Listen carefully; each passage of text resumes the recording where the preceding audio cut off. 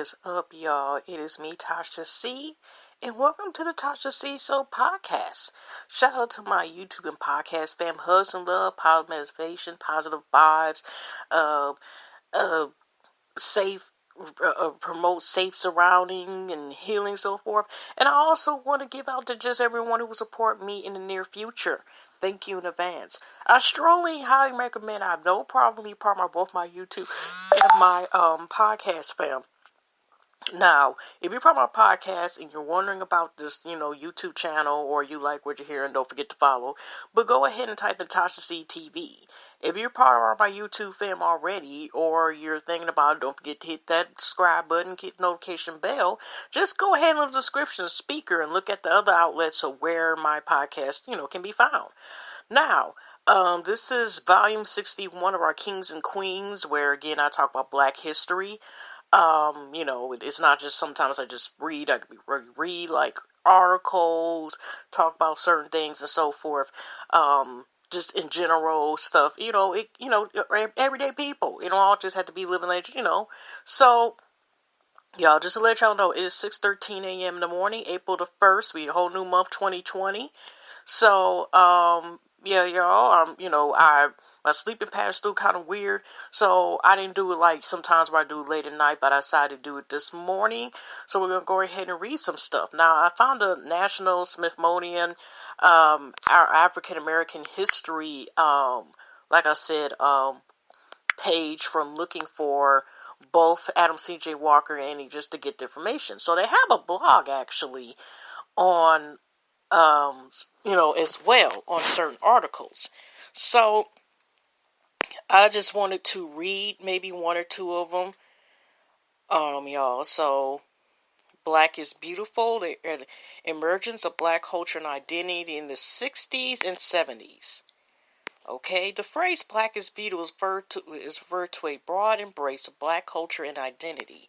It is called for an appreciation of the Black past as worthy as legacy and inspire culture pride in the contemporary Black achievements. In this philosophy, Black is Beautiful focused also on emotional and psychological well-being.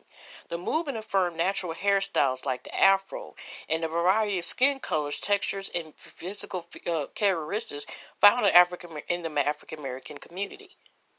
Black Americans don styles connected to African heritage, using a grooming tool like an Afro pick, customized with a black fist was a way to proudly assert political and cultural allegiance to the Black Power movement.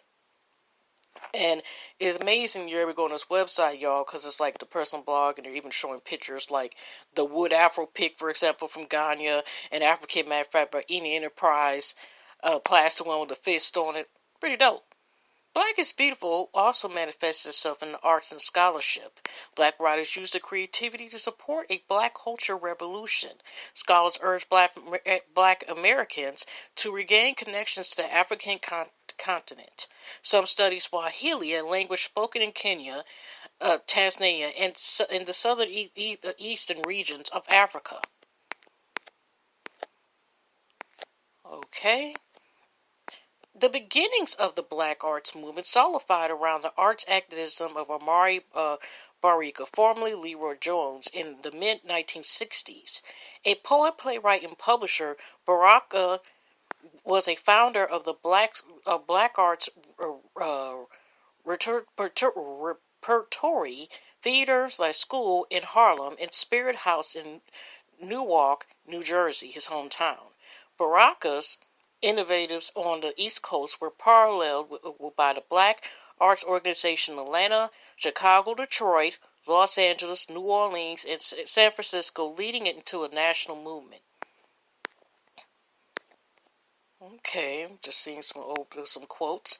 The Black aesthetic, that was done by Doubleday, 1971, by scholar Addison Gale, are essays that call for the Black artists to create and evaluate their works based on criteria related to the Black white culture.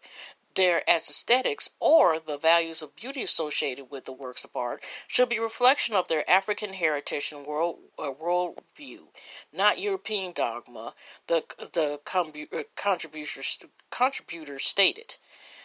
A black aesthetic would embolden black people to honor their own beauty and power.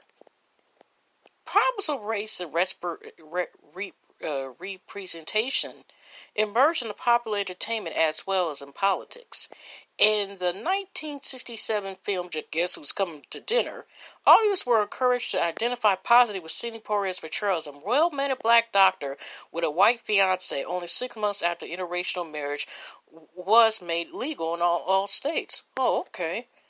In Alex Haley's Roots, the groundbreaking 1977 television miniseries, views were unapologetically confronted with the brutality and rupture of American slavery and the horrors African Americans experienced at the hands of white slaveholders.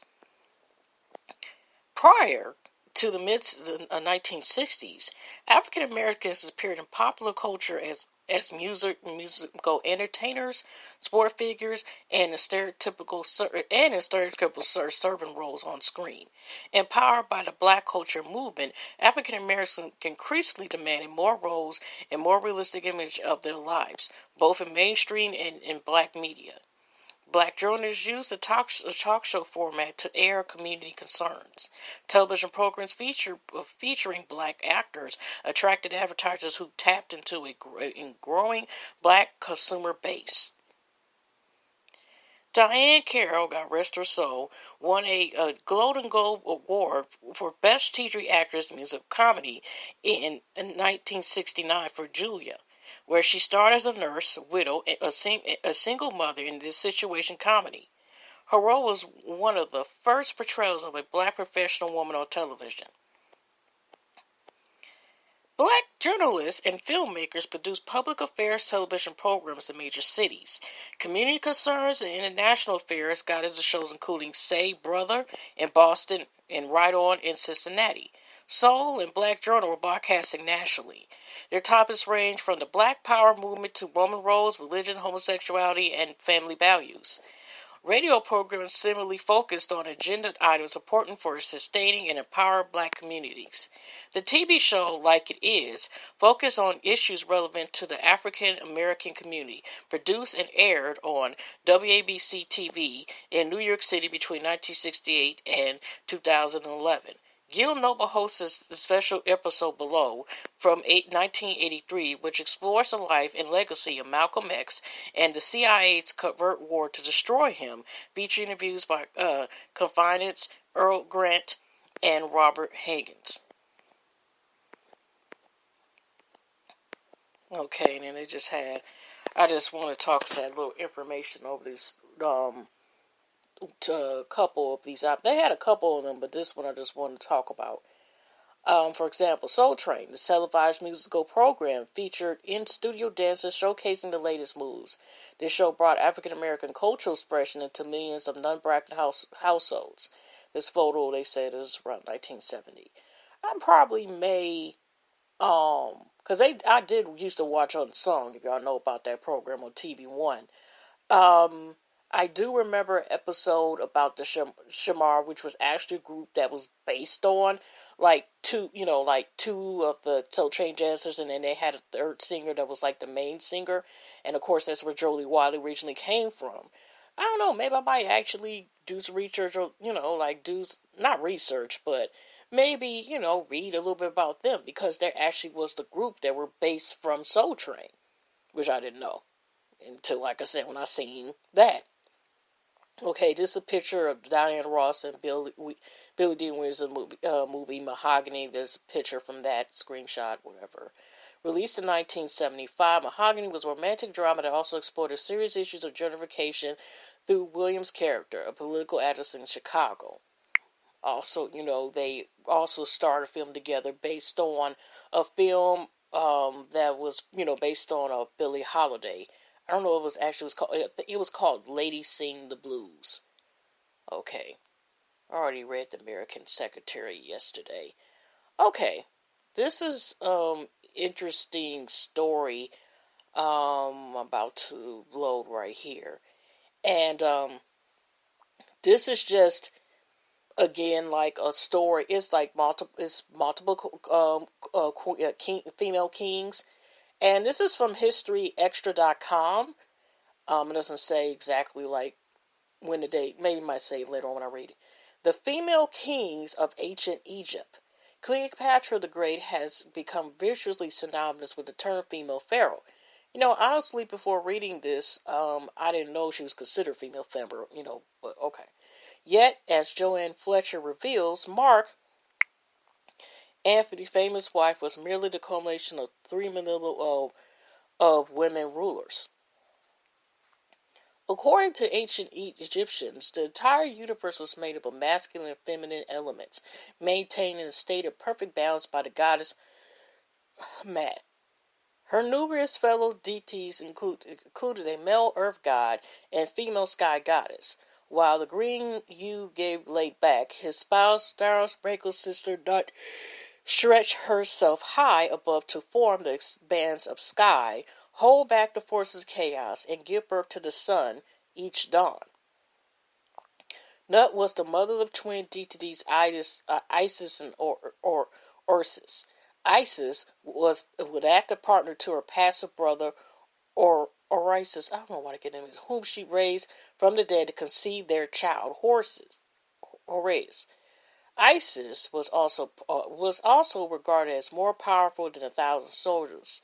This same blend of nurturer and destroyer was shared with Hathor, goddess of love and beauty, capable of transforming into segment a deity so fierce that male pharaohs were said to rage like a salmon against enemies in battle. Such mixing of the sexes was not confined to myths, since Egypt women were portrayed alongside women at every level of society. This no doubt explains why the Greek historian Herodotus was forced to conclude that the Egyptians had reversed the ordinary practices of mankind when visiting Egypt around 450 BC. So while most common phenotypes in Egypt's 300,000 year history was the lady of the house, or the term housewife, many women worked in the temple hierarchy. Other women were overseers and administrators, or they held titles ranging from doctor, guard, and judge to treasurer, vice prime minister, and viceroy. And some women were also marketers, from the regents who ruled on behalf of underage sons to those who governed in their own right as pharaoh, a term simply meaning the one from the palace. Yet some Egyptologists still downgrade female rulers by defining them by a relatively modern term queen, which simply refer to a woman married to a male king. And while the 50th century BC Hatshepsut ruled as a pharaoh in her own right, she's still often regarded as the exception that proves the rule, even though the evidence suggests there were at the very least 7 female pharaohs, including Nefertiti and the great Cleopatra. These well-known names were simply drawing on female predecessors dating back to the beginning of the Egyptians' written history, and the first such ruler, Merimeth, whose reign dated to around 2970 BC. When her tomb was discovered at Erdos in 1900, it was claimed that it can hardly be doubted that Merimeth was a king, until the realization that he was a she saw her status switch to queen. Her name nonetheless appeared on the list of Egypt's earliest kings, which was discovered in 1986. It was too long ago. Let me look at the time here. The evidence for female rulers is as fragmentary as it is for many male counterparts, with few known dates of birth or death, and no known portraits for many. Yet only the women's titles are routinely downgraded or dismissed, even when the evidence reveals that some, like those profiled on these pages, did rule Egypt as pharaoh. Okay? Okay, let me get ready to tear up some names, y'all. I'm telling y'all in advance. Okay, y'all know I am with not pronunciation. I'm just giving y'all a warning. I'm going to try my best. West first, the mother of Egypt. Title: Mother of King Upper and Lower Egypt. Holding office as King Upper Lower Egypt. Born c. 2550 to 25 BC, possibly at the world capital Memphis. Died c. 2510 or to 2490 BC. One woman whose status has been debated is Kenwasi's first. She was the daughter of Menkori and the wife of Shakritis, ruled 2510, 2502 BC, and bore at least two further kings, with new evidence supporting the possibility that she herself also ruled Egypt. Kinwasi's first funerary complex was as elaborate as the nearby pyramids of her male predecessors, so elaborate, in fact, that her tomb has been dubbed the fourth pyramid of Giza. It has its own funerary temple, a causeway, and says, and a traverse, joint field director of the current excavations at her Giza's tomb site, quite expeditiously and value temper, a Bass harbor, which suggested that she reigned as a pharaoh at the end of the fourth dynasty. In fact, Kenwasi's as kingly status was suggested as early as 1933 by Egyptian archaeologist Simmer Hassan during his initial excavation of her tomb. For here she was portrayed enthroned, holding a scepter and wearing both the royal arvis cobra at her brow and tie on false beard of kingship, combed with her traditional female dress. The tomb also revealed Kenwasi's first titles in a hieroglyphic inscription, initially translated as King of Upper and Lower Egypt, Mother of the King of Upper and Lower Egypt, until British Egyptologist Alan Gardner found a philologically tangible alternative translation, meaning that Kenwasi's first had only been the mother of two kings rather than a king herself. Yet, in the light of new archaeological evidence, her ambiguous title is now interpreted as the mother of the king of the Upper and Lower Egypt, holding office as the king of Upper and Lower Egypt. Okay. The king of Wasi first simply left her mark on Giza, where her memories that a female ruler had built a great tomb persisted for 2 millennia. Yet she was by no means unique, for within a couple decades her descendant, Kenwasi II, held the same titles, was again betrayed with the royal cobra at her brow and had her own pyramid at the New World Cemetery, Abusar. There was even a third such woman whose pyramid complex at Sarika was so large some Egyptologists have suggested she had an independent reign at the death of her husband, King Darkay, in 2375 BC. But this mystery ruler remains anonymous and forgotten. For not only was her name erased from the tomb complex after her death, the 1950s excavation of her tomb was never published, and it remains of the pyramid of the unknown queen. Okay, Sao Bequerfu, the Crocodile King. Title: King of the Upper and Lower Egypt. Born 1830 to 1850 BC, possibly Hara in the firm. Died 85 BC.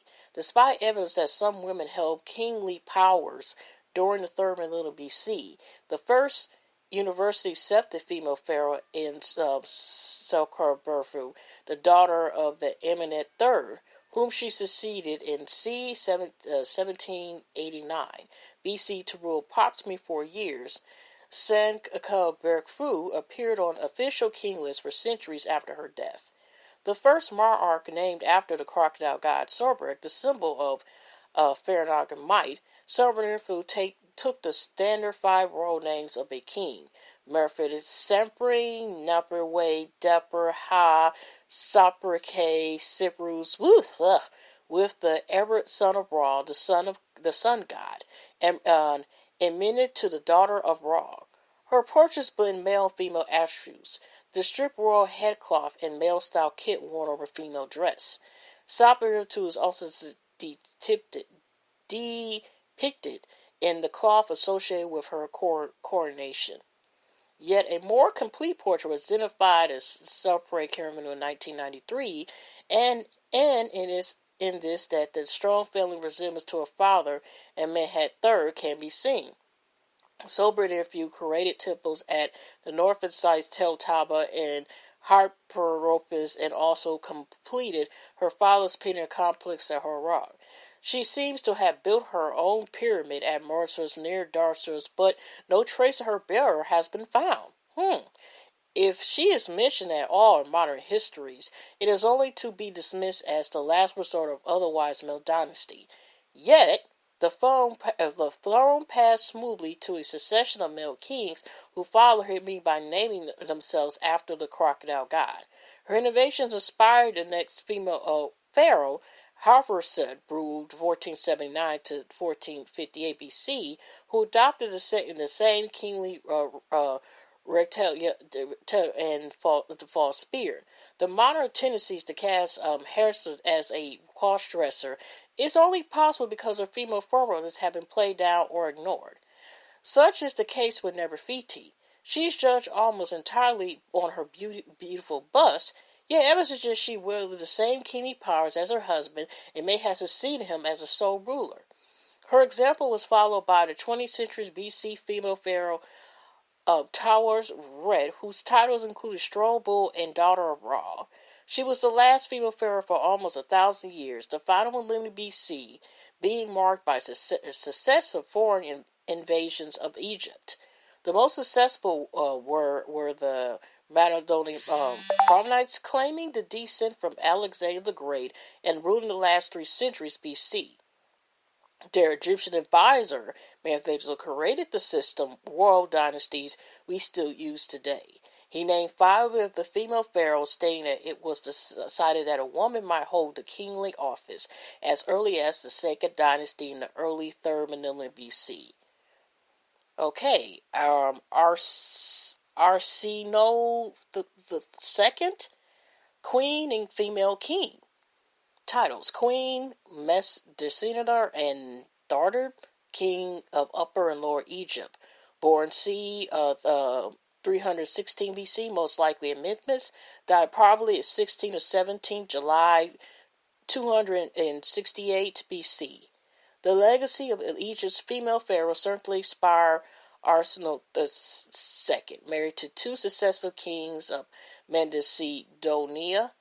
Arsinoe II then returned to her Egyptian homeland and then the court to her younger brother Ptolemy II, marrying him to become queen for a 3rd time.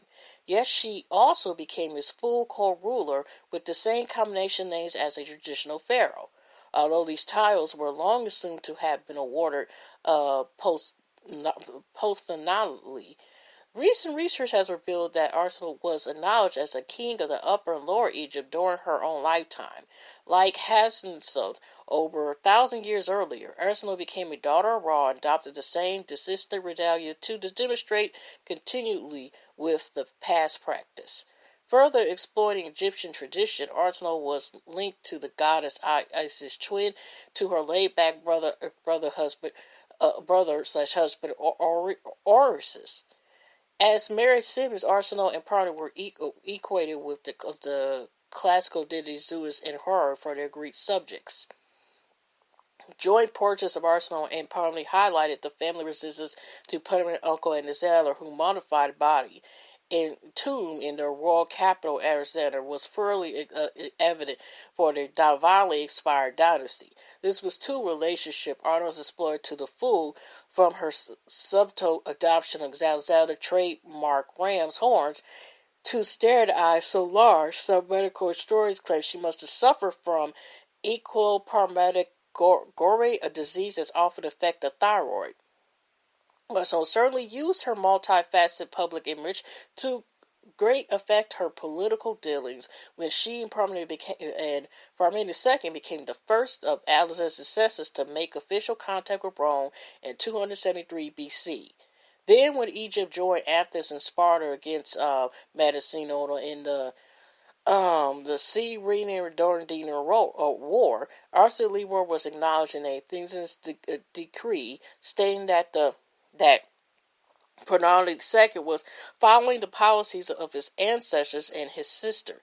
Athens was honored that the couple was sanctuary, as did Olympia, where honors achieved great success in the Olympic Games in 272 BC, when her teams won victories in all three chariot races on a single day.